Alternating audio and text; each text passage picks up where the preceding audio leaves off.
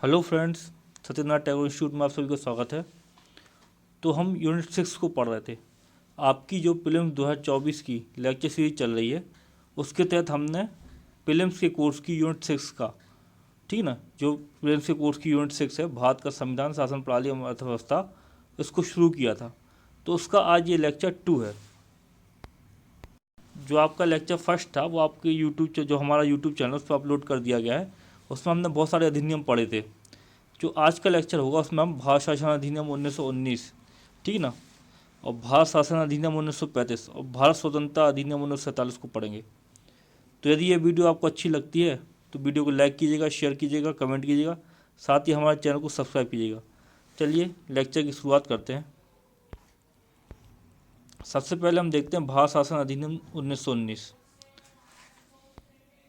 तो भारत शासन अधिनियम 1919, इसको क्या बोलते हैं? इसको मॉन्टेग्यू चेम्सफोर्ड सुधार भी कहते हैं। मॉन्टेग्यू और चेम्सफोर्ड ये दोनों अलग अलग व्यक्ति हैं, ठीक है ना, दोनों अलग अलग व्यक्ति हैं, मॉन्टेग्यू और चेम्सफोर्ड, ठीक है। मॉन्टेग्यू जो थे उस समय भारत सचिव थे ये, और जो चेम्सफोर्ड हैं ये गवर्नर जनरल हैं उस समय के। इन दोनों ने मिलकर भारत शासन अधिनियम 1919, जिसको मॉन्टेग्यू चेम्सफोर्ड सुधार भी कहते हैं, लाया, ठीक है ना। और जो ये मॉन्टेग्यू चेम्सफोर्ड सुधार या भारत शासन अधिनियम है, ये लागू हुआ 1921 में। इस अधिनियम का जो उद्देश्य था वो था भारत में उत्तरदायी शासन की स्थापना करना, ठीक है ना। तो यदि कभी भी आपसे क्वेश्चन पूछ ले वो कि भारत में उत्तरदायी शासन की स्थापना का, ठीक है ना, उत्तरदायी शासन की स्थापना का स्पष्ट उल्लेख किस अधिनियम में किया गया है, तो आपको लगा के आना है भारत शासन अधिनियम 1919 में किया गया, ठीक है ना। आपसे क्वेश्चन पूछा जाएगा कि भारत में उत्तरदायी शासन की स्थापना का सबसे पहले उल्लेख किस अधिनियम में किया गया है, तो भारत शासन अधिनियम 1919 में उत्तरदायी शासन की स्थापना की बात कही गई सबसे पहले, ठीक है, स्पष्ट उल्लेख है उसमें। भारत शासन अधिनियम से संबंधित जितने भी प्रावधान हैं अब हम उनको पढ़ेंगे, ठीक है ना। उन सारे प्रावधानों को मैंने एक जगह लिखकर आपके लिए पीडीएफ तैयार की है और फिर इस लेक्चर में डाला है। साथ ही साथ भारत शासन अधिनियम 1919 के संबंध में जो विभिन्न विद्वान थे उनके जो विचार थे उनको भी हम इसमें पढ़ेंगे। ये देखते हैं प्रावधान, ठीक है ना।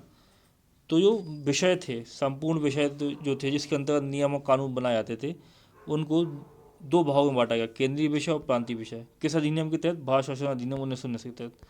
मतलब भारत शासन अधिनियम 1919 के तहत संपूर्ण विषयों को दो भागों में बांटा गया, केंद्रीय विषय और प्रांतीय विषय। ये अपने आप में फैक्ट है, इसका प्रावधान है। फिर प्रांतों में दोहरी शासन व्यवस्था की स्थापना की गई, ठीक ना। तो प्रांतों में क्या किया गया? दोहरी शासन व्यवस्था की स्थापना की गई भारत शासन अधिनियम 1919 के तहत, जिसके अंतर्गत जो प्रांतीय विषय थे उनको पुनः दो भागों में बांट दिया गया, ठीक है ना। आपने पहले पॉइंट में पढ़ा कि संपूर्ण विषय जो थे उनको दो भागों में बांटा गया, केंद्रीय विषय और प्रांतीय विषय। फिर क्या हुआ? जो भारत शासन अधिनियम 1919 है उसके द्वारा प्रांतों में दोहरी शासन व्यवस्था की क्या की गई? स्थापना की गई। तो इस वजह से फिर प्रांतीय विषय जो थे इनको पुनः दो भागों में बांट दिया गया। पहला था आरक्षित विषय, दूसरे थे हस्तांतरित विषय।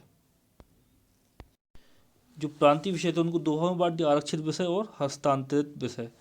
जो आरक्षित विषय थे उसके संबंध में गवर्नर निर्णय कार्यकारिणी परिषद के सदस्यों के परामर्श से करता था। हस्तांतरित विषय के संबंध में निर्णय चुने हुए प्रतिनिधियों की सलाह से करता था, ठीक ना। प्रांतीय विषयों को दो भागों में बांट दिया। अब प्रांत में जो निर्णय लेता था, जो कानून बनाता था, वो बनाता था गवर्नर, ठीक ना। तो प्रांतीय विषय थे उनको दो भागों में बांट दिया, आरक्षित विषय, हस्तांतरित विषय।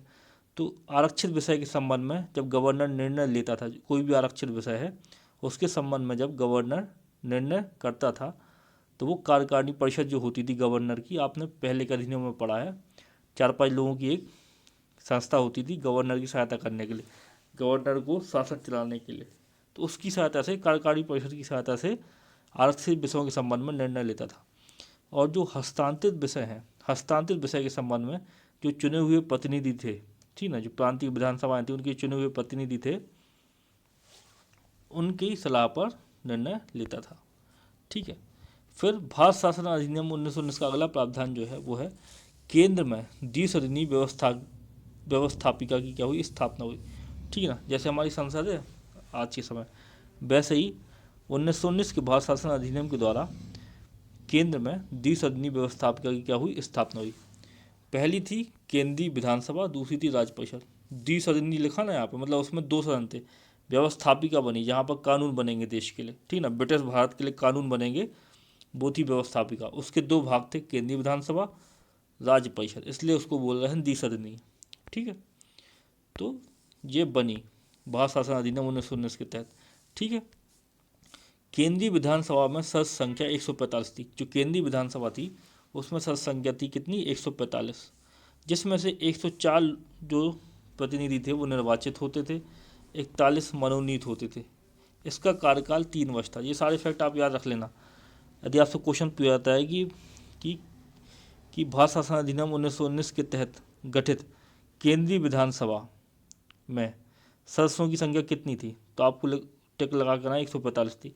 यदि इसमें पूछ ले कि भारत शासन अधिनियम 1919 के तहत गठित केंद्रीय विधानसभा में निर्वाचित सदस्यों की संख्या कितनी थी, तो वो थी 104 थी। मनोनीत सदस्यों की संख्या कितनी थी, वो थी 41। तो इन सबको आप याद कर लेना, ठीक है ना, इस प्रकार से। और जो राज्य परिषद बनी थी, केंद्रीय विधानसभा जो बनी थी, ठीक है ना, जो द्विसदनीय व्यवस्थापिका बनी थी, उसके दो भाग थे, एक था केंद्रीय विधानसभा, एक थी राज्य परिषद। तो राज्य परिषद जो थी, तो ये राज्य परिषद आपकी थी, ठीक है ना, राज्य परिषद की जो सदस्य संख्या है वो 60 थी, ठीक है ना, जिसमें 34 निर्वाचित थे, 26 मनोनीत थे और कार्यकाल इसका 5 वर्ष था, जो राज्य परिषद आपकी थी। तो केंद्र में द्विसदनीय व्यवस्थापिका की स्थापना हुई, केंद्रीय विधानसभा, राज्य परिषद। केंद्रीय विधानसभा में सदस्य संख्या 145 थी, 104 निर्वाचित थे, 41 मनोनीत थे। इसका कार्यकाल 3 वर्ष था। राज्य परिषद जो थी, केंद्रीय व्यवस्थापिका जो थी, द्विसदनीय व्यवस्थापिका, उसका एक अंग थी राज्य परिषद, उसमें 60 थी सदस्य संख्या, 34 निर्वाचित थे, 26 मनोनीत थे। तो इस प्रकार से था। फिर देख लेते हैं अगला प्रावधान भारत शासन अधिनियम 1919 का। इसमें सांप्रदायिक आधार पर सिख, भारतीय ईसाई, आंग्ल भारतीय और यूरोपियों के लिए भी पृथक निर्वाचन व्यवस्था के सिद्धांत को बढ़ा दिया गया। आपने 1909 का माल्य मिंटो सुधार पढ़ा था, ठीक है ना, मैंने आपको पढ़ाया था, ठीक है, जो आप लेक्चर 1 देखोगे उसमें पढ़ा था मैंने 1909 का माल्य मिंटो सुधार। उसमें क्या किया गया था, मुसलमान जो थे, मुस्लिम जनता जो थी देश की, उनको क्या किया गया था, पृथक निर्वाचन प्रदान किया था, पृथक निर्वाचन क्षेत्र प्रदान किए गए थे। तो जो 1919 का भारत शासन अधिनियम आया, उसमें पृथक निर्वाचन को क्या कर दिया, और ज़्यादा बढ़ा दिया। समझ रहे आप, इसमें मुस्लिम को जो पहले दे चुके थे, उसके बाद में सिखों को, भारतीय ईसाइयों को, आंग्ल भारतीयों को, ठीक है ना, और यूरोपीय थे, उन सबको पृथक निर्वाचन व्यवस्था प्रदान किया गया, ठीक है ना। तो अगला प्रावधान देख लो, भारत शासन अधिनियम 1919 का। इस अधिनियम के तहत 1926 में एक केंद्रीय लोक सेवा आयोग का गठन किया गया। तो 1926 में एक केंद्रीय लोक सेवा आयोग, ठीक है ना, उसका गठन किया गया ली आयोग की अनुशंसा पर, ठीक है। तो ये फैक्ट आपको याद रखना है, ठीक है, कि इस अधिनियम के तहत एक केंद्रीय लोक सेवा आयोग का क्या किया गया, गठन किया गया। फिर एक और इसमें फैक्ट है, इस अधिनियम द्वारा पहली बार महिलाओं को वोट देने का अधिकार दिया गया। यदि आपसे क्वेश्चन पूछता है कि किस अधिनियम द्वारा, ठीक है ना, महिलाओं को पहली बार वोट देने का अधिकार दिया गया, तो आपको लगा के आना है भारत शासन अधिनियम 1919। भारत शासन अधिनियम 1919 के तहत पहली बार महिलाओं को वोट देने का अधिकार दिया गया। तो ये सब हम प्रावधान पढ़ रहे हैं भारत शासन अधिनियम 1919 के लिए, 1919 के। फिर देखो, इस अधिनियम द्वारा लंदन में भारत के उच्चायुक्त के कार्यालय का गठन किया गया। तो लंदन में एक कार्यालय गठन किया गया जिसको बोला गया भारत का उच्चायुक्त। और भारत सचिव जो था, भारत सचिव बनाया गया था, ठीक है ना, आपने पढ़ा है। तो भारत सचिव द्वारा किए जा रहे कुछ कार्यों को उच्चायुक्त को दिया गया। भारत सचिव को भारत के महालेखा परीक्षक नियुक्त करने का अधिकार भी मिला, ठीक है ना। तो ये सारे फैक्ट आपको याद रखने हैं कि किस अधिनियम के द्वारा, यदि आपसे क्वेश्चन पूछा था किस अधिनियम के द्वारा भारत लंदन में भारत के उच्चायुक्त के कार्यालय का गठन किया गया, तो आपको लगा के आना है भारत शासन अधिनियम 1919। यदि आपसे क्वेश्चन पूछा जाता है कि भारत सचिव को भारत के महालेखा परीक्षक नियुक्त करने का अधिकार किस अधिनियम के तहत मिला, तो आपको लगा के आना है भारत शासन अधिनियम 1919 के तहत, ठीक है। फिर देख लो कुछ और प्रावधान इसके भारत शासन अधिनियम 1919 के। इस अधिनियम द्वारा 8 प्रांतों में विधानसभा गठन किया गया। तो 8 प्रांत जो थे उनमें विधानसभा गठन किया गया किस अधिनियम के द्वारा, भारत शासन अधिनियम 1919 के द्वारा। मांटेग्यू चेम्सफोर्ड सुधार इसको बोलते हैं, ठीक है ना। और प्रत्येक 10 वर्ष में इस अधिनियम की जांच हेतु एक संवैधानिक आयोग का गठन करने की बात कही गई। इस अधिनियम में बोला गया कि जो अधिनियम हम लागू कर रहे हैं इसकी जांच हर 10 वर्ष बाद की जाएगी, इसकी प्रभावशीलता की जांच की जाएगी, ठीक है ना। तो उसके लिए एक संवैधानिक आयोग गठित किया जाएगा, ठीक है। फिर अगला प्रावधान जो है वो है केंद्रीय बजट को राज्यों के बजट से अलग कर दिया गया। राज्य अपना स्वयं का अलग बजट बना सकते थे, तो ये भी अपने आप में एक फैक्ट है। तो भारत शासन अधिनियम 1919 के तहत केंद्रीय बजट को राज्यों के बजट से अलग किया गया, ठीक है ना। राज्य अपना स्वयं का बजट बना सकते थे, ठीक है। और एक ये फैक्ट है, नोट के तौर पे देख लो आप, प्रांतों में दोहरी शासन व्यवस्था, ये दैध शासन की बात हो रही है, ठीक है ना। आपने कई जगह ये पढ़ा होगा, ठीक है। दैध शासन, जो इस तरीके से लिखा होगा, ठीक है ना। दैध शासन, धाय दैध शासन, तो ये वही लिखा है, दैध शासन जो है दोहरी शासन व्यवस्था। तो प्रांतों में दोहरी शासन व्यवस्था या दैध शासन का जनक लियोनस कार्टियस को बोलते हैं। तो ये अपने आप में फैक्ट है, याद कर लेना, आपसे पूछा जा सकता है ये फैक्ट भी, ठीक है। फिर हम देखते हैं अगले प्रावधान इसके, इस अधिनियम के, भारत शासन अधिनियम 1919 हम पढ़ रहे हैं। इस अधिनियम द्वारा पहली बार प्रत्यक्ष चुनाव प्रणाली को अपनाया गया। ये भी अपने आप में एक फैक्ट है, आपसे कभी भी क्वेश्चन पूछे कि किस अधिनियम के द्वारा पहली बार प्रत्यक्ष चुनाव प्रणाली को अपनाया गया, तो आपको लगा कर आना है भारत शासन अधिनियम 1919। राज्य परिषद तथा केंद्रीय विधानसभा दोनों की शक्तियाँ क्या थी, समान थी। जो केंद्रीय विधानसभा और राज्य परिषद का गठन किया गया था, आपने ऊपर पढ़ा है अभी, उन दोनों की क्या थी, शक्तियाँ समान थी। किंतु बजट पर स्वीकृति प्रदान करने का अधिकार सिर्फ केंद्रीय विधानसभा को था, ठीक है ना। केंद्रीय विधानसभा समस्त ब्रिटिश भारत के लिए कानून बना सकती थी, ठीक है। जैसा हमारी संसद जो है ना प्रेजेंट टाइम में, जैसे संसद का कार्य है, संसद में 2 सदन है, एक है लोकसभा राज्यसभा, उसी प्रकार से केंद्रीय विधानसभा और राज्य परिषद थी उस टाइम पे, ठीक है। तो ये था, तो ये जो फैक्ट है ये क्या लिखा है, राज्य परिषद तथा केंद्रीय विधानसभा दोनों की शक्तियाँ समान थी, किंतु जो बजट होता था, बजट पर स्वीकृति केवल केंद्रीय विधानसभा दे सकती थी, ठीक है ना। केंद्रीय विधानसभा समस्त ब्रिटिश भारत के लिए कानून बना सकती थी, जिसकी शक्ति थी। फिर देख लो अगला फैक्ट, भारत शासन अधिनियम 1919 के तहत पहली बार निर्वाचन वर्ष 1920 में हुआ और पहले केंद्रीय विधानसभा का गठन फरवरी 1921 में हुआ। तो पहली बार प्रत्यक्ष निर्वाचन भारत में वर्ष 1920 में भारत शासन अधिनियम 1919 के तहत हुआ, और जो पहली केंद्रीय विधानसभा थी उसका गठन 1921 में हुआ, फरवरी 1921 में। अपने आप में ये फैक्ट है। फिर भारत शासन अधिनियम 1919 के तहत ही, ठीक है ना, 1920 में, 1923 में, 1926 में, 1930 में, 1934 में, 1945 में निर्वाचन हुए। कुल 6 बार विधानसभा का गठन हो चुका है भारत शासन अधिनियम 1919 के तहत, ठीक है। प्रत्यक्ष निर्वाचन को 1919 का जो अधिनियम था उसमें लाया गया, तो उसके तहत 6 बार विधानसभा का गठन हो चुका है, ये अपने आप में एक फैक्ट है। फिर देख लो अगला प्रावधान, तो जो वर्ष 1920 में केंद्रीय विधान परिषद के दोनों सदनों के निर्वाचन के पश्चात 9 फरवरी 1921 को नई विधायिका का उद्घाटन किया गया। जो नई विधायिका जो बनी थी, दोनों सदन जो थे, केंद्रीय विधानसभा और राज्य परिषद, उन दोनों के निर्वाचन के पश्चात, मतलब उनके चुनाव होने के पश्चात 9 फरवरी 1921 को नई विधायिका का क्या किया, उद्घाटन किया गया, ठीक है। इन सबको आपको, इन सारे फैक्टों को आपको याद करके रखना है। जितने भी पॉसिबल फैक्ट है, जितने भी इंपॉर्टेंट फैक्ट है, वो मैंने जगह जगह से इकट्ठा किए हैं और आपको इस लेक्चर के माध्यम से मैं पढ़ा रहा हूँ, ठीक है ना। फिर देख लो, गवर्नर जनरल ने फ्रेडरिक वाइट को 4 वर्ष के लिए केंद्रीय विधानसभा का अध्यक्ष नियुक्त किया। जो 1920 में जो केंद्रीय विधानसभा गठित हुई थी उसका अध्यक्ष जो है फ्रेडरिक वाइट को नियुक्त किया गया, किसके द्वारा, गवर्नर जनरल के द्वारा। उसी दिन सच्चिदानंद सिन्हा को केंद्रीय विधानसभा का उपाध्यक्ष निर्वाचित किया गया, ठीक है। तो ये अपने आप में फैक्ट, इनको आपको याद रखना है। फिर केंद्रीय विधानसभा जो बनी थी उसके पहले भारतीय अध्यक्ष थे विट्ठल भाई पटेल। ये फैक्ट अपने आप में काफ़ी इंपॉर्टेंट फैक्ट है।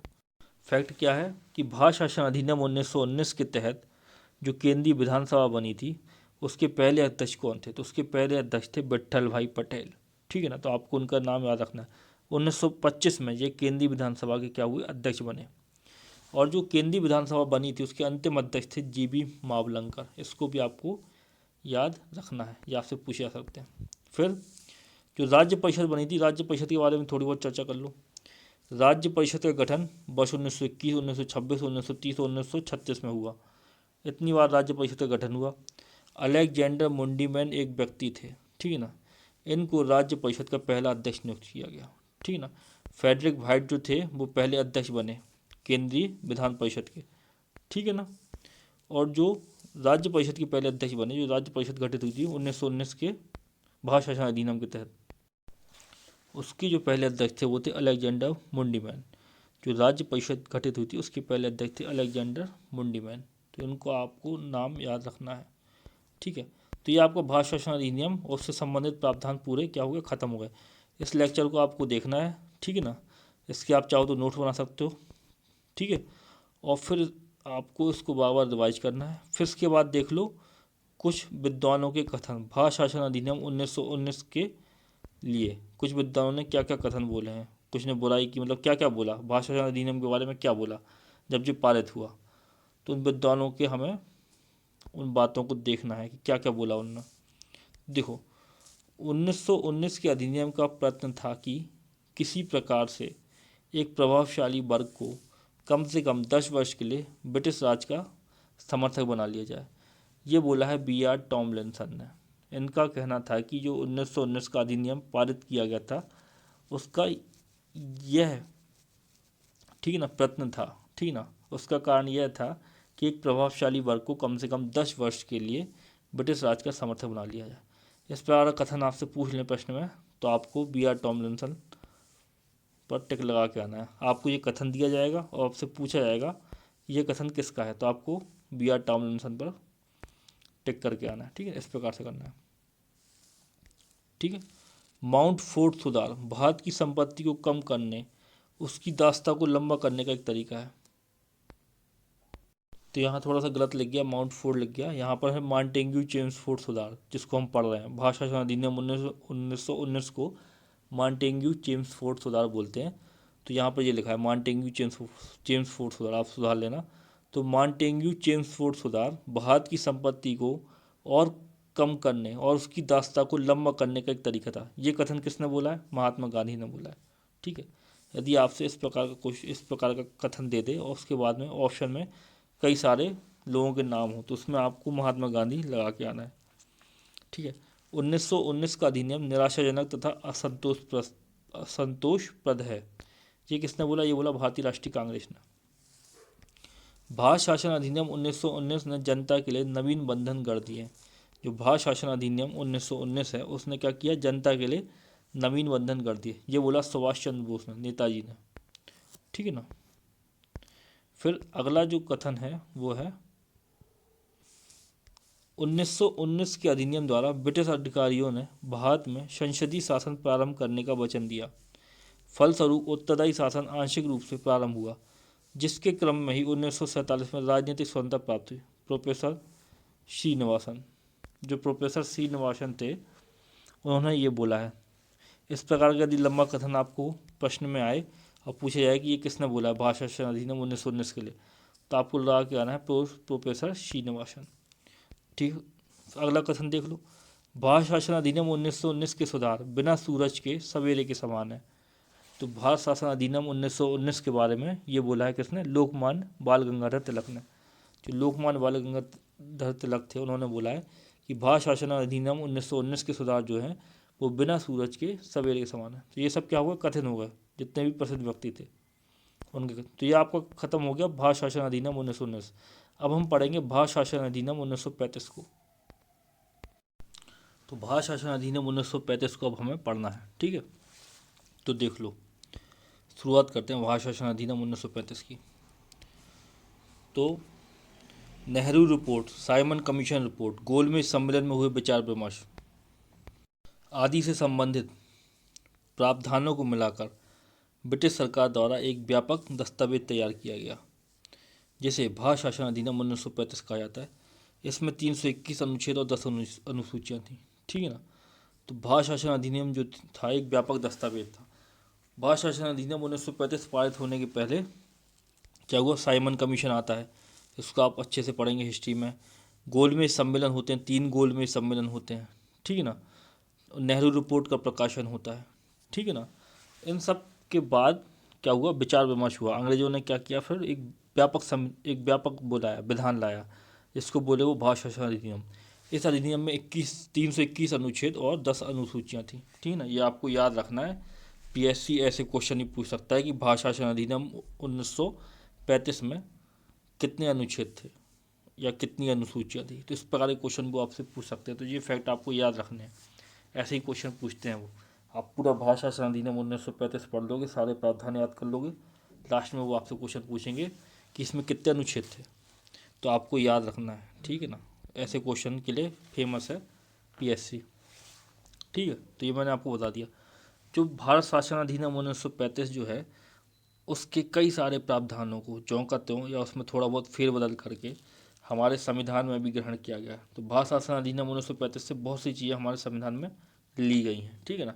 तो भारत शासन अधिनियम वह अधिनियम में इसका बहुत अधिक प्रभाव है काय पे, हमारे संविधान पे, हमारे संविधान रचना पे। तो कभी इस प्रकार का क्वेश्चन आए तो आपको ऐसे ही करना है कि किस अधिनियम का भारत के संविधान पर सर्वाधिक प्रभाव है। यदि ऐसा कोई क्वेश्चन आता है, ठीक है ना, या भारत के संविधान पर गहरा प्रभाव है, तो आपको उसमें टिक करके आना है भारत शासन अधिनियम 1935 कि भारत शासन अधिनियम 1935 का भारत के संविधान पर गहरा प्रभाव है, ठीक है ना। ये तो आपको पहले लेक्चर में मैंने क्लियर कर ही दिया था कि ये सब अधिनियम हैं क्या, ठीक है ना। ये अंग्रेज ये सब अधिनियम ला रहे हैं, ठीक है ना, अपनी सहूलियत के लिए।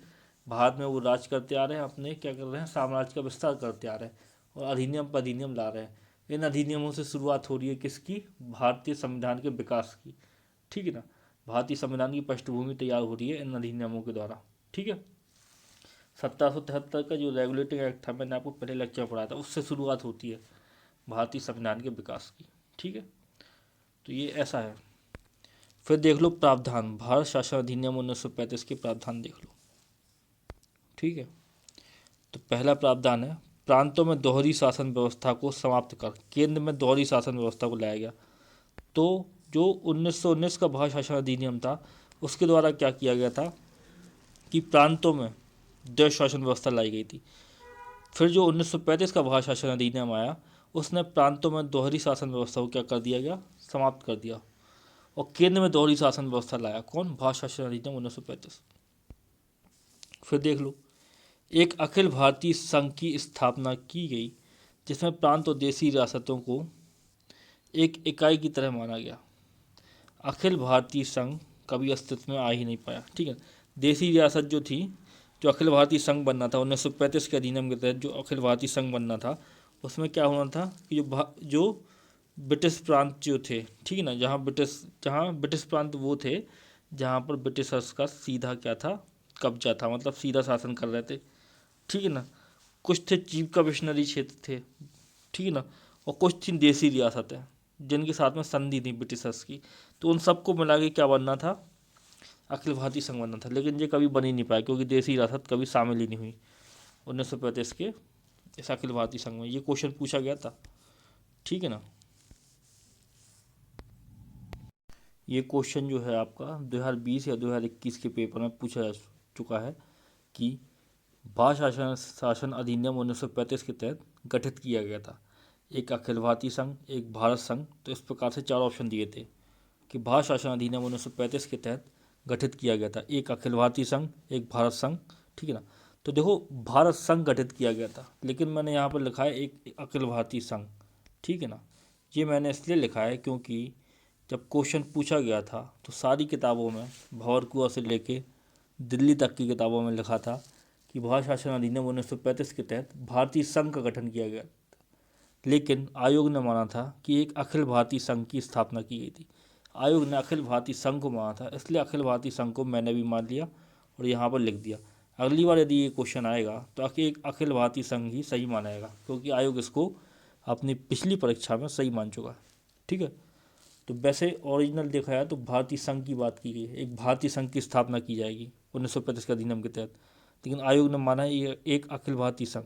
तो मैंने भी एक अखिल भारतीय संघ डाल दिया। तो आपको एक अखिल भारतीय संघ ही याद करना है, ठीक है। फिर देख लो अगला प्रावधान, जो हमने प्रावधान पढ़ना चालू कर दिया 1935 के भारत शासन अधिनियम के। फिर देख लो अगला प्रावधान, ठीक है। इस अधिनियम के तहत केंद्र और इकाइयों के बीच 3 सूचियों, संघ सूची, राज्य सूची और समवर्ती सूची के आधार पर शक्तियों का विभाजन किया गया। अवशिष्ट शक्तियाँ वायसराय को दे दी, ठीक है ना। तो जो भारत शासन अधिनियम 1935 था, इसके तहत जो आपका केंद्र था और जो आपकी इकाइयाँ थी, जो आपके प्रांत थे, उनके बीच में शक्तियों का विभाजन किया गया और 3 सूची बनाई गई। पहली सूची कौन सी थी? संघ सूची, जिसमें 59 विषय थे, ठीक है। दूसरी सूची कौन सी थी? राज्य सूची, जिसमें 54 विषय थे। तीसरी सूची कौन सी थी? संवर्ती सूची, जिसमें 36 विषय थे, ठीक है ना। के आधार पर शक्तियों का विभाजन किया गया और जो अवशिष्ट शक्तियाँ होती हैं वो वायसराय को दे दी गई। मतलब जो भी कार्य जिन पर नियम बनाने थे, जो भी शक्तियाँ जो थी, जो इन सब सूचियों में नहीं हो पाई शामिल, वो सारी अवशिष्ट शक्तियाँ वायसराय को दे दी गई, ठीक है ना। तो इस प्रकार से तो 3 सूचियाँ बनाई गई, ठीक है। तो ये अपना आप में फैक्ट है भारत शासन अधिनियम 1935 के तहत। कभी आपसे क्वेश्चन पूछ ले कि किस अधिनियम के तहत संवर्ती सूची का प्रावधान किया गया, तो आप लगा के आना भारत शासन अधिनियम 1935 के तहत। यदि आपसे पूछ ले कि किस अधिनियम के तहत संवर्ती सूची का प्रावधान किया गया, तो आप लगा के आओगे भारत शासन अधिनियम 1935 के तहत। फिर देख लो, अधिनियम के तहत दलित महिलाओं व मजदूरों के लिए अलग से पृथक निर्वाचन की व्यवस्था कर सांप्रदायिक व्यवस्था का विस्तार किया गया। 1909 से शुरू हुए, सबसे पहले मुस्लिम जनता को पृथक निर्वाचन दिया। फिर उसके बाद में आए 1919 में। 1919 में बोले कि सिखों को भी देंगे, एंग्लो इंडियंस को भी देंगे, यूरोपियन को भी देंगे, ईसाइयों को भी देंगे। उसके बाद में 1935 के अधिनियम में बोले कि हम मजदूरों को भी देंगे, महिलाओं को भी पृथक निर्वाचन देंगे, ठीक है ना। तो पृथक निर्वाचन का विस्तार करते गए, 1909 से चालू किया था उन्होंने। तो 1935 के अधिनियम में क्या हुआ? महिलाओं, दलितों और मजदूरों के लिए अलग से पृथक निर्वाचन व्यवस्था की गई, ठीक है। मताधिकार का विस्तार किया गया, लगभग 10% जनसंख्या को मत देने का अधिकार दिया गया। जो मताधिकार था उसका क्या किया गया? विस्तार किया गया और लगभग 10% जनसंख्या को मत देने का अधिकार दिया गया। एक केंद्रीय बैंक की स्थापना हुई, ठीक है ना। ये केंद्रीय बैंक की RBI था, ठीक है। तो इसकी क्या हुई? स्थापना हुई। ये अपने आप में फैक्ट है। यदि आपसे कभी पूछ लिया जाए कि किस अधिनियम के तहत भारत में केंद्रीय बैंक की स्थापना की गई या RBI की स्थापना की गई, तो आप लगा के आओगे 1935 के अधिनियम के तहत, ठीक है ना। तो ये अपने आप में फैक्ट याद कर लेना। फिर म्यांमार को भारत से अलग कर दिया गया। म्यांमार बर्मा था, उसको भारत से अलग कर दिया गया। किस अधिनियम के द्वारा? भारत शासन अधिनियम 1935 के द्वारा। एक फेडरल कोर्ट या सुप्रीम कोर्ट की स्थापना हुई 1937 में, ठीक है ना। किस अधिनियम के तहत?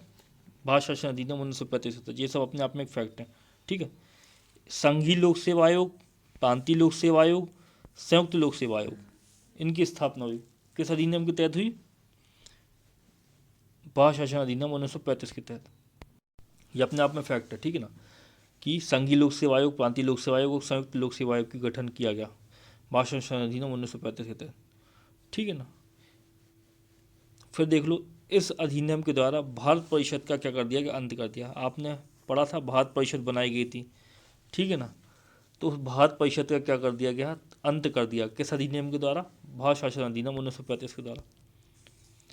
भारत सरकार अधिनियम या भारत शासन अधिनियम 1935 के कारण मुंबई से एक नया प्रांत बना, सिंध प्रांत। ये भी अपने आप में फैक्ट याद करे रहना कि मुंबई से सिंध प्रांत बना किस अधिनियम के द्वारा? भारत शासन अधिनियम 1935 के द्वारा, ठीक है ना। ब्रिटिश संसद की सर्वोच्चता थी किस अधिनियम में? भारत शासन अधिनियम 1935 में, क्योंकि इस अधिनियम में किसी भी प्रकार के परिवर्तन का अधिकार ब्रिटिश संसद के पास था। प्रांतीय विधानमंडल और संघीय व्यवस्थापिका इसमें किसी भी प्रकार का परिवर्तन नहीं कर सकती। आप समझ रहे हो इस लाइन का मतलब? इस लाइन का मतलब ये जो है कि ब्रिटिश संसद की सर्वोच्चता थी भारत शासन अधिनियम 1935 के द्वारा, ठीक है ना। इस अधिनियम में किसी भी प्रकार का परिवर्तन का अधिकार ब्रिटिश संसद के पास नहीं था। ब्रिटिश संसद के पास था परिवर्तन का अधिकार। प्रांतीय विधानमंडल जो थे देश के विभिन्न प्रांतों के, और जो संघीय व्यवस्थापिका थी, वो कोई भी परिवर्तन नहीं कर सकते थे भारत शासन अधिनियम 1935 में। भारत शासन अधिनियम 1935 में केवल ब्रिटिश संसद ही, जो ब्रिटेन की संसद थी, वो ही परिवर्तन कर सकती थी, ठीक है। तो ये आपके हो गए भारत शासन अधिनियम 1935 के प्रावधान।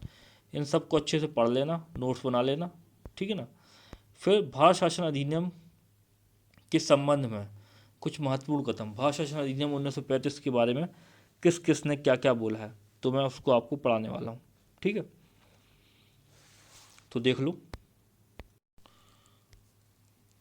पहला देख लो, यह अनेक ब्रेक वाली परंतु इंजन रहित मशीन है। यह बोला है भारत शासन अधिनियम 1935 के बारे में पंडित जवाहरलाल नेहरू ने। ये आपको याद कर लेना है ये सब कथन, ठीक है। तो यह अनेक ब्रेक वाली परंतु इंजन रहित मशीन है, ये किसने बोला? पंडित जवाहरलाल नेहरू ने बोला। इन सबको आपको अच्छे से याद कर लेना है, ठीक है ना।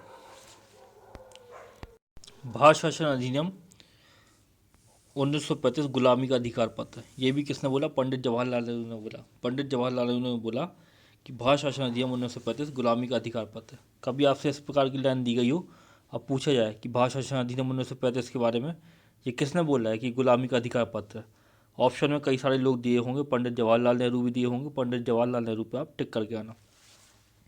भारत शासन अधिनियम 1935 पूर्णतः सड़ा और मूल रूप से बुरा है, यह कथन किसने बोला? ये बोला मोहम्मद अली जिन्ना ने, ठीक है। फिर अगला देख लो, भारत शासन अधिनियम 1935 बाह्य रूप से जनतंत्रवादी परंतु अंदर से पूर्णतः खोखला है, यह किसने बोला? पंडित मदन मोहन मालवीय ने बोला। जो पंडित मदन मोहन मालवीय थे, इन्होंने बोला है कि भारत शासन अधिनियम 1935 बाह्य रूप से जनतंत्रवादी है परंतु अंदर से क्या है? पूर्णतः खोखला है, ठीक ना। भारत शासन अधिनियम 1935 दोहरी शासन प्रणाली से भी बुरा है, इन्होंने बोला है, सी राजगोपालचारी ने ये बोला है कि दैद शासन जो था, दोहरी शासन प्रणाली जो थी, उससे भी बुरा है। कौन सा? भारत शासन अधिनियम 1935। कुछ और कथन है भारत शासन अधिनियम 1935 के संबंध में, उनको भी देख लो। प्रादेशिक स्वशासन व्यवस्था और 1935 के अधिनियम के बीच में की दूरी बहुत अधिक है, तो इन्होंने बोला है कि प्रादेशिक स्वशासन व्यवस्था थी, स्वशासन की मांग कर रही थी कांग्रेस, ठीक है ना। अंग्रेज बोले कि 1935 का अधिनियम ला रहे, उसके तहत आपको स्वशासन मिलेगा थोड़ा थोड़ा, लेकिन उनके बीच में क्या थी? दूरी थी, ठीक ना। प्रादेशिक स्वशासन व्यवस्था और 1935 के अधिनियम के बीच की दूरी बहुत अधिक थी, ये बोला है षणमुखम चेट्टी ने, इनका नाम याद रखना, षणमुखम चेट्टी। ना तो यह हिंदू राज था और ना ही मुस्लिम राज था, ये बोला है फजल उल हक ने। ये बंगाल के कौन थे? मुख्यमंत्री थे उस टाइम पे, फजल उल हक। इन्होंने बोला था भारत शासन अधिनियम 1935 के बारे में कि ना तो यह हिंदू राज्य है और ना ही मुस्लिम राज्य है, ठीक है ना। 1935 के अधिनियम में भारत की राजनीतिक प्रगति का कोई कार्यक्रम नहीं था, ये बोला था एटली ने। जो एटली जो थे, उन्होंने बोला था कि 1935 के अधिनियम में भारत की राजनीतिक प्रगति का कोई कार्यक्रम नहीं था, ठीक ना। इस अधिनियम को जिन्ना ने प्रतिक्रियावादी, हानिकारक और रूढ़िवादी कहा है, ठीक है ना।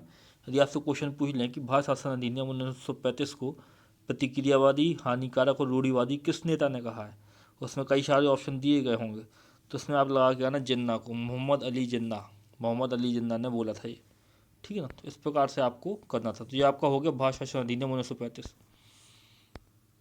ये आपका आज का लास्ट अधिनियम है, ठीक है ना। तो ये और आपको पढ़ना है, ठीक है। तो 3 जून की योजना जो है, तो आपका जो भारत शासन अधिनियम 1919 है वो भी खत्म हो गया, भारत शासन अधिनियम 1935 भी आपको खत्म हो गया। फिर आपको ये और अधिनियम पढ़ना है। फिर कल के लेक्चर में हम पढ़ेंगे संविधान सभा के बारे में, ठीक है ना। कल जो मैं आपको पढ़ाऊंगा वो पढ़ाऊंगा संविधान सभा के बारे में। संविधान सभा से संबंधित जितने भी फैक्ट होंगे, जितने भी क्वेश्चन बन सकते होंगे, वो सारे मैं आपको कराऊंगा, ठीक है। तो देख लो 3 जून की योजना, भारत शासन अधिनियम 1935 के बाद में आएगा भारत स्वतंत्रता अधिनियम 1947। तो देखो सबसे पहले 3 जून की योजना को, 3 जून 1947 को लॉर्ड माउंटबेटन ने अपना नीति विषयक बयान जारी किया, जिसे माउंटबेटन योजना या 3 जून की योजना कहा जाता है। तो 3 जून 1947 को जो लॉर्ड माउंटबेटन थे, गवर्नर जनरल, उन्होंने अपना नीति विषयक एक बयान जारी किया, जिसको बोलते हैं माउंटबेटन योजना या 3 जून की योजना, ठीक है ना। इस योजना के तहत या इस योजना के फलस्वरूप ही भारत स्वतंत्रता अधिनियम 1947 अस्तित्व में आया और भारत पाक विभाजन सुनिश्चित हुआ। जो भारत स्वतंत्रता अधिनियम 1947 जो है, यह माउंटबेटन योजना या 3 जून की योजना के कारण क्या हुआ? अस्तित्व में आया, ठीक है। तो इतना आपने पढ़ लिया। अब आपको पढ़ना है क्या? भारत स्वतंत्रता अधिनियम 1947 को। तो देख लो, ये लास्ट एक्ट है, इसके बाद में आपका ख़त्म हो जाएगा, ठीक है। तो देखो, जो आपका संवैधानिक विकास खत्म हो जाएगा। ब्रिटेन के तत्कालीन प्रधानमंत्री क्लीमेंट एटली, एटल लिखा है यहाँ पे, एटली का लेना, एटली ने 20 फरवरी 1947 को घोषणा की कि ब्रिटिश भारत को पूर्ण स्वतंत्रता के अधिकार दिए जाएंगे। इस संदर्भ में लॉर्ड माउंटबेटन ने 3 जून 1947 को एक योजना बनाई, ठीक है ना। तो ब्रिटेन के जो तत्कालीन प्रधानमंत्री थे लेबर पार्टी के, क्लीमेंट एटली, उन्होंने बोला कि 20 फरवरी 1947 को उन्होंने बोला कि ब्रिटिश भारत को पूर्ण स्वतंत्रता के अधिकार दिए जाएंगे। इस संदर्भ में लॉर्ड माउंटबेटन जो थे भारत के गवर्नर जनरल, उन्होंने 3 जून 1947 को एक योजना बनाई। इसी को हमने ऊपर पढ़ा था अभी, 3 जून 1947 की योजना, 3 जून की योजना या माउंटबेटन योजना, एक योजना बनाई जिसे माउंटबेटन योजना कहा जाता है। यह 4 जुलाई 1947 को ब्रिटिश संसद में रखी गई। 18 जुलाई 1947 को ब्रिटिश संसद में स्वीकार कर लिया गया इसे, और इसी के तहत भारत स्वतंत्रता अधिनियम बनाया गया। ठीक ना, भारत स्वतंत्रता अधिनियम 1947 इसी योजना के तहत क्या किया गया, बनाया गया। ठीक, भारत स्वतंत्रता अधिनियम 1947 में निम्नलिखित प्रावधान थे, तो उन प्रावधानों को हम देखेंगे। अब प्रावधान चालू हो रहे हैं भारत स्वतंत्रता अधिनियम 1947 के, ठीक है ना, उनको हमें देखना है। ठीक है, तो देखो पहला प्रावधान, 14 और 15 अगस्त 1947 को क्रमशः पाकिस्तान और भारत नामक दो डोमिनियन स्टेट ब्रिटिश भारत को विभाजित करके बनाए गए। ठीक है ना, तो भारत और पाकिस्तान नामक दो राष्ट्र बनेंगे। ठीक है ना, 14 और 15 अगस्त 1947 को। वैसे देखो 15 अगस्त 1947 को ही दोनों आज़ाद हुए थे, भारत और पाकिस्तान। ठीक है ना, लेकिन पाकिस्तान वालों ने कहा कि 15 अगस्त को ये लोग मना रहे हैं भारत वाले, तो हम 14 अगस्त कर लेते हैं अपनी डेट, तो उन्होंने 14 अगस्त कर ली। ठीक है, लेकिन आप इसी तरीके से पढ़ो, 14 अगस्त को 1947 को पाकिस्तान और 15 अगस्त 1947 को भारत आज़ाद हुआ। किस अधिनियम के तहत, भारत स्वतंत्रता अधिनियम 1947 के तहत। फिर अगला प्रावधान देख लो, भारत स्वतंत्रता अधिनियम 1947 का। लॉर्ड माउंटबेटन भारत के गवर्नर जनरल, पंडित जवाहरलाल नेहरू भारत के पहले प्रधानमंत्री बनाए गए। ठीक है ना, तो भारत स्वतंत्र भारत के पहले गवर्नर जनरल कौन थे, लॉर्ड माउंटबेटन थे। ठीक है, और पंडित जवाहरलाल नेहरू स्वतंत्र भारत के पहले प्रधानमंत्री थे। जबकि पाकिस्तान के पहले गवर्नर जनरल मोहम्मद अली जिन्ना बने, और पहले प्रधानमंत्री बने पाकिस्तान के लियाकत अली खान।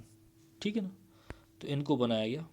ठीक है, फिर देख लो अगला प्रावधान, पाकिस्तान में पूर्वी बंगाल जो बांग्लादेश कहलाता था, जो अब बांग्लादेश कहलाता है, पूर्वी बंगाल, पश्चिमी पंजाब, उत्तरी पश्चिमी सीमा प्रांत, ठीक है ना, असम का सिलार क्षेत्र और बलूचिस्तान के मुख्य आयुक्त का प्रांत एवं 8 रियासतें शामिल हुई। तो इतना एरिया था पाकिस्तान में। पूर्वी बंगाल जो बाद में आज़ाद हो गया, ठीक है ना, बांग्लादेश बन गया। पश्चिमी पंजाब को भी दो भागों में बांटा गया था। ठीक है ना, पश्चिमी पंजाब पाकिस्तान में चला गया, पूर्वी पंजाब हमारे इंडिया में है। उत्तर पश्चिमी सीमा प्रांत था, वो भी पाकिस्तान में चला गया। असम का सिलार क्षेत्र भी पाकिस्तान में चला गया, और बलूचिस्तान भी चला गया। ये वही बलूचिस्तान है जहाँ पर आजकल बहुत ज़्यादा विरोध हो रहा है पाकिस्तान की गवर्नमेंट का ही। यही बलूचिस्तान है जो पाकिस्तान से अब आज़ाद होना चाहता है। ठीक है, तो ये सब था, और 8 रियासतें भी थी। ठीक ना, फिर देख लो अगला प्रावधान, भारत स्वतंत्रता अधिनियम 1947 का। बंगाल प्रांत का अस्तित्व समाप्त हो गया। जो बंगाल प्रांत था उसका अस्तित्व समाप्त कर दिया गया। दो नए प्रांत बने, पूर्वी बंगाल व पश्चिम बंगाल। ठीक है, पूर्वी बंगाल दे दिया पाकिस्तान को। जो पंजाब था उसमें भी दो नए प्रांत बने, पश्चिमी पंजाब और पूर्वी पंजाब। पश्चिमी पंजाब दे दिया पाकिस्तान को। ठीक है, सर रेडक्लिफ की अध्यक्षता में दो नए सीमा आयोग बनाए गए। पहला था पंजाब सीमा आयोग, दूसरा था बंगाल सीमा आयोग। ठीक है ना, बनाए गए। ठीक है, रेडक्लिफ की अध्यक्षता में। भारत शासन अधिनियम 1947 के हम प्रावधान पढ़ रहे हैं, इन सारे प्रावधानों को आप याद कर लेना। ठीक है, फिर नए संविधान का निर्माण होने तक दोनों राज्यों का प्रशासन भारत शासन अधिनियम 1935 के अनुसार चलाएगा। इन दोनों को आज़ाद तो कर दिया भारत स्वतंत्रता अधिनियम 1947 के तहत, लेकिन उसमें प्रावधान किया गया कि आपको आज़ाद तो कर दिया गया है, लेकिन जब तक आपका संविधान नहीं बनता, भारत और पाकिस्तान का जब तक संविधान नहीं बनता, तब तक उन दोनों का शासन भारत शासन अधिनियम 1935 के अनुसार चलाया जाएगा। जो ब्रिटिश क्राउन था उसका देशी रियासतों पर से प्रभुत्व समाप्त हो गया। तब भारत मंत्री का पद भी समाप्त कर दिया गया। ये सब पद समाप्त कर दिया गया किसके द्वारा, भारत स्वतंत्रता अधिनियम 1947 के प्रावधान में था कि भारत मंत्री का पद समाप्त कर दिया गया, और जो देशी रियासतें थीं उन पर भी ब्रिटिश क्राउन का क्या किया गया, प्रभुत्व को समाप्त कर दिया गया। ठीक है, फिर एक नोट देख लो आप, 15 अगस्त 1947 से 26 जनवरी 1950 तक भारत का राजनीतिक दर्जा जो था, दर्जा लिखा जी, ठीक है ना, दर्जा लिख गए यहाँ पर, दर्जा कर लेना। दर्जा था वो ब्रिटिश राष्ट्रकुल के एक औपनिवेशिक राज्य का था। जो ब्रिटेन का जो जहाँ जहाँ जो उनका साम्राज्य फैला हुआ था ब्रिटेन का, ठीक है ना, तो जहाँ जहाँ साम्राज्य फैला हुआ था ब्रिटेन का, ठीक है ना, तो उनको बोला औपनिवेशिक राज बोला ब्रिटेन ने। जिस जिस देश पर कब्जा कर रखा था ब्रिटेन ने, उसको उन्होंने बोला, गुलाम ना बोलते हुए बोला औपनिवेश हैं ये हमारे, औपनिवेशिक राज्य हैं हमारे, ठीक है ना। तो 15 अगस्त 1947 से लेकर 26 जनवरी 1950 तक, जब तक हमारा संविधान नहीं बन गया, भारत का जो राजनीतिक दर्जा था वो था ब्रिटिश राष्ट्रकुल का। ये फैक्ट याद रखना, ब्रिटिश राष्ट्रकुल के एक औपनिवेशिक राज्य का दर्जा था, ये फैक्ट आप याद रखना, ठीक है। फिर देख लो, जो भारत शासन अधिनियम 1947 जो था, उसमें देसी रियासतों के संदर्भ में प्रावधान था, कई सारे प्रावधान किए गए। तो देसी रियासतों के संदर्भ में प्रावधान ये था कि वह भारत व पाकिस्तान में से किसी में भी शामिल हो सकती हैं या अपनी स्वतंत्र स्थिति बनाए रख सकती हैं। 562 रियासतों में से लगभग सभी ने भारत संघ में शामिल होने का विचार व्यक्त किया। कुछ रियासत थी जिनके संबंध में विशेष स्थिति थी, ठीक है ना। ज़्यादातर रियासतें भारत संघ में शामिल हो गई, कुछ रियासतें पाकिस्तान में शामिल हो गई, कुछ रियासतें जो थी भारत में, उनके संबंध में कुछ विशिष्ट स्थिति थी, उनको अलग तरीके से भारत में शामिल किया गया। अब उन रियासतों को पढ़ लो आप। तो वो रियासत थी जूनागढ़। जूनागढ़ एक रियासत थी जहाँ की जनता थी हिंदू, शासक था मुस्लिम, ठीक है ना। तो यहाँ पर क्या किया गया, जनमत संग्रह कराया गया। यहाँ जन्म लिखा है, यहाँ पर जनमत हो है, ठीक है ना, ऐसा जन्म मत। तो जनमत संग्रह कराया गया जूनागढ़ में और भारत में शामिल कर लिया गया। एक और रियासत थी हैदराबाद, जहाँ पे हैदराबाद के निज़ाम जो थे उनका शासन था, वो भी शामिल नहीं होना चाहते थे। कहाँ पे, इंडिया में। अब हैदराबाद पड़ता था बिल्कुल इंडिया के नक्शे में बीचों बीच, ठीक है ना। यदि आप प्रायद्वीपीय भारत को देखो तो यहाँ कहीं हैदराबाद पड़ता।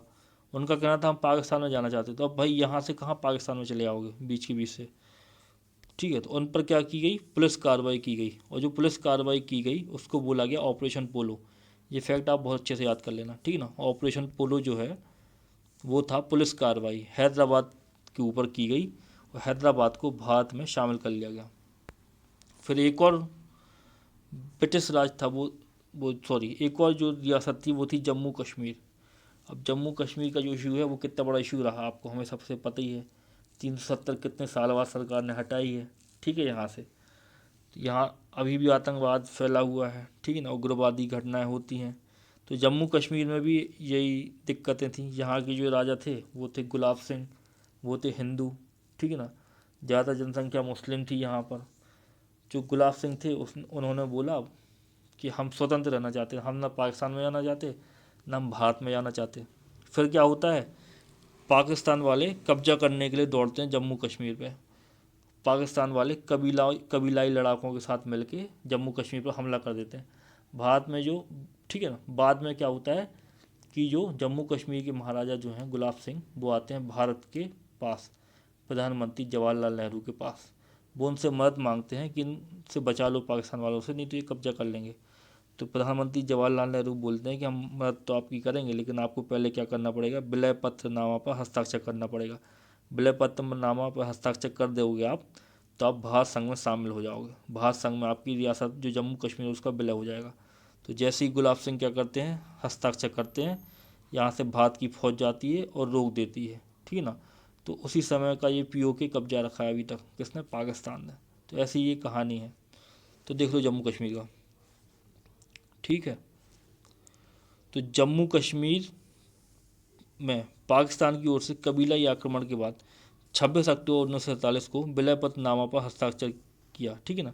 तो जम्मू कश्मीर ने क्या किया, जम्मू कश्मीर किस प्रकार से शामिल हुआ भारत में, विलय पत्रनामा पर हस्ताक्षर के माध्यम से 26 अक्टूबर 1947 को, ठीक है। फिर देख लो एक नोट, मध्य प्रदेश की जो भोपाल रियासत थी, आपको पता है भोपाल रियासत भी में भी मुस्लिम शासक थे। तो भारत की आज़ादी के समय मुस्लिम शासक थे यहाँ के हमीदुल्ला खान, ठीक है ना, नवाब थे ये भी।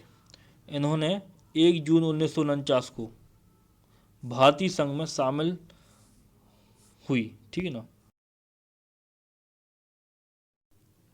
एक मिनट मैं फिर से पढ़ता हूँ नोट को, ठीक है। देख लो नोट जो आपका लिखा हुआ है कि मध्य प्रदेश की भोपाल रियासत 1 जून 1949 को भारतीय संघ में शामिल हुई। यहाँ के नवाब हमीदुल्लाह ने विलय पत्रनामा पर हस्ताक्षर किए। इस प्रकार से सबसे अंत में भारतीय संघ में शामिल होने वाली रियासत बनी कौन? भोपाल रियासत। तो इस प्रकार का ये क्वेश्चन आप मतलब ये आपका जो फैक्ट है आपको याद रखना है भोपाल रियासत के संबंध में, ठीक है ना, मध्य प्रदेश की हिस्ट्री से संबंधित है। यदि आपसे क्वेश्चन पूछा जाता है कि निम्नलिखित रियासतों में से भारतीय संघ में सबसे लास्ट में शामिल होने वाली रियासत कौन सी है, सबसे अंत में शामिल होने वाली, तो आपको लगा के आना है भोपाल रियासत। उसमें 4 रियासतें आपको दी जाएंगी, आपको लगा के आना है भोपाल रियासत। तो इस प्रकार से ये आज का लेक्चर था। इसमें हमने आज के लेक्चर में हमने 1919 का भाषा शासन अधिनियम, ठीक है ना, 1935 का भाषा शासन अधिनियम और 1947 का भाषा स्वतंत्रता अधिनियम पढ़ लिया है। भाषा स्वतंत्रता अधिनियम 1947 को हम बाद में भी पढ़ सकते थे, क्योंकि हम सारे अधिनियम पढ़ रहे थे, इसलिए मैंने आपको यहाँ पे पढ़ा दिया। अब कल से हम पढ़ेंगे संविधान सभा के बारे में, ठीक है ना। संविधान सभा के बारे में जितने भी इंपॉर्टेंट फैक्ट होंगे, जो भी चीज़ें होंगी वो आपको मैं पढ़ाऊँगा। फिर हम अंतरिम सरकार भी पढ़ेंगे, हम स्वतंत्र भारत का पहला मंत्रिमंडल भी पढ़ेंगे हम, ठीक है ना। ये सब चीज़ें हम करेंगे। कुछ और फैक्ट देखेंगे, संविधान सभा की आलोचना वगैरह भी हम पढ़ेंगे, फिर प्रस्तावना हम पढ़ेंगे। धीरे धीरे हम शुरुआत कर रहे हैं, ठीक है। तो आज के लेक्चर का यही अंत करते हैं। कल फिर मिलते हैं नए लेक्चर के साथ में। धन्यवाद।